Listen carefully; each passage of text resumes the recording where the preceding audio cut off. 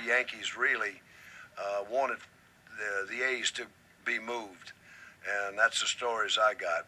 We finished a lovely ninth in an 8-team league, so it was not good. It was the first major league team that Kansas City ever got, because we had the Blues before that, and so that was big news, and it was announced in 1954. And what a thrill it was, because when we flew in to Kansas City from spring training, the pilot circled the Kansas City so all the guys could see the ballpark and the town. It was a big parade. It was like you maybe won the World Series. You just going to play opening day. And it was the death knell for the Negro Leagues, because that was just about the end of it. Because our fans now were going to see the black ball players play in the major leagues. And it didn't hurt the Monarchs too bad in the first place before the A's got here, because the closest they could go to see a Jackie Robinson a black ball player was St. Louis. It was a bad thing for Philadelphia because, we'd look at the stands and there was nobody there. And in Kansas City, they were full, that first year. In fact, I think we drew over 1 million people the 3 years that I was there, 55, 6, and 7. When we moved to Kansas City,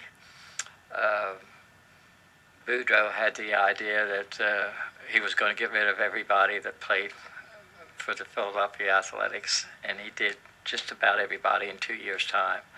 Of course, then they got rid of him. Going to A's games was something that our family did, my sister, my parents, so it was a family love affair. And I can remember one of my first times at the stadium, a Saturday afternoon, sitting up in the upper deck on a cold April day, and the White Sox scored about 29 runs. And the good Lord was on my side, I guess, that day, because I got lifted for a pinch hitter the next inning, and we wound up losing the ball game 29-6, I believe was the score, which I guess is still a major league record.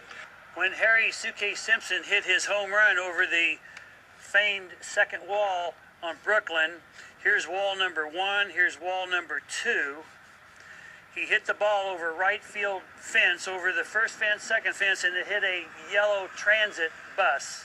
Everybody was just going wild. People used to gather over there. Instead of coming inside, they would sit on the porches and on the lawn and even on the roof. The houses are still here. And we were certainly welcomed at Kansas City. The unfortunate part is we really didn't have a great enough ball club for them. They deserve better. Well, when you're broadcasting games for a losing team, and believe me, the Kansas City Athletics were a losing team, you had to be very creative in your broadcasting. And who else do you get mad at? The broadcasters. And the nasty letters came in by the big duffel bag full. And Sherm Lawler, the longtime veteran catcher of the White Sox, as I came up to bat, he stepped out and he said, have you ever seen a knuckleballer? And I said, no, I haven't.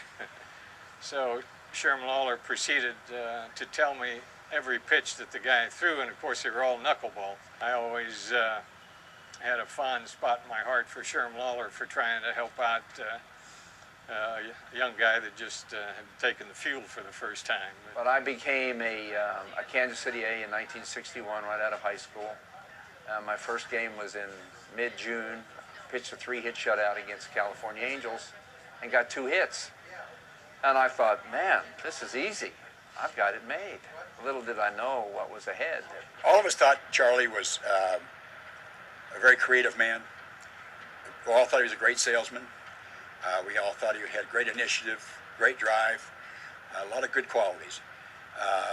But some of his innovations, his inventions, did not go well with us, especially those gold uniforms.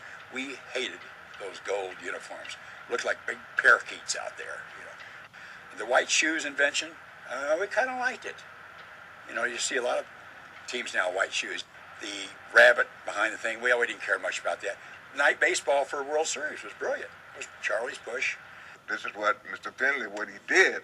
He wanted Satchel to get enough time in. You needed 5 years to get your pension. So he wanted him to get the 5 years, and so that's why he hired Satchel. The A's were only here for 13 years, but they caused a lot of excitement. I mean, we led the league in mules and bird dogs, and just had a great time. And you could tell that 67 team, even though it finished last, you could tell that it was going to be a great team because they had drafted Sal Bandone, Rick Monday, and Reggie Jackson, and it was so turbulent in Kansas City that last year that they didn't play real well and finished last. But I knew that once they got to Oakland, they would be successful. There's always been a special place in my heart for the A's because they were the team of my childhood.